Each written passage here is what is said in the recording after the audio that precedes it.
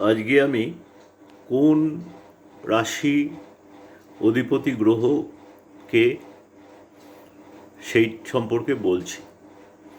এটা একটা বেসিক জিনিস, কিন্তু অনেক দর্শকেরই এই সম্পর্কে স্বচ্ছ ধারণা নেই। কালপুরুষের লগ্ন হচ্ছে মেষ লগ্ন, এবং মেষ লগ্নকে 1 নম্বর লগ্ন বলা হয়। তো কাজেই মেষ হচ্ছে 1 নম্বর, এবং এর অধিপতি গ্রহ হচ্ছে মঙ্গল। 2 নম্বর হচ্ছে বৃষ, এর অধিপতি গ্রহ শুক্র। 3 নম্বর মিথুন, এর অধিপতি গ্রহ বুধ। 4 নম্বর কর্কট, এর অধিপতি গ্রহ চন্দ্র। 5 নম্বর সিংহ, এর অধিপতি গ্রহ হচ্ছে রবি। 6 নম্বর কন্যা, এর অধিপতি গ্রহ হচ্ছে বুধ। 7 নম্বর তুলা, এর অধিপতি গ্রহ শুক্র।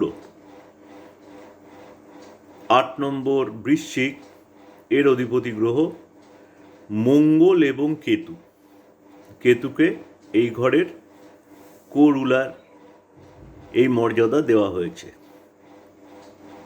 9 নম্বর হচ্ছে ধনু, এর অধিপতি গ্রহ হচ্ছে বৃহস্পতি। 10 নম্বর মকর, এর অধিপতি গ্রহ হচ্ছে শনি। 11 নম্বর কুম্ভ, এর অধিপতি গ্রহ হচ্ছে শনি এবং রাহু। রাহুকে কুম্ভের একজন কো-রুলারের মর্যাদা দেওয়া হয়েছে। আর 12 নম্বর হচ্ছে মীন, তাহলে তার অধিপতি গ্রহ হচ্ছে বৃহস্পতি। এবার ধরুন কারুর সম্পর্কে বলা হলো যে 1 নম্বর রাশি, তাহলে মেষ রাশি। 5 নম্বর রাশি সিংহ রাশি। 7 নম্বর রাশি তুলা রাশি। তাহলে এইভাবে অনেক সময় দেখবেন যে অনেক জায়গাতে এই এত নম্বর রাশি বলা হয়। আবার ধরুন বলল 6 নম্বর লগ্ন মানে কন্যা লগ্ন, 10 নম্বর লগ্ন মানে মকর লগ্ন, এবং বলা হলো যে 12 নম্বর লগ্ন মীন লগ্ন।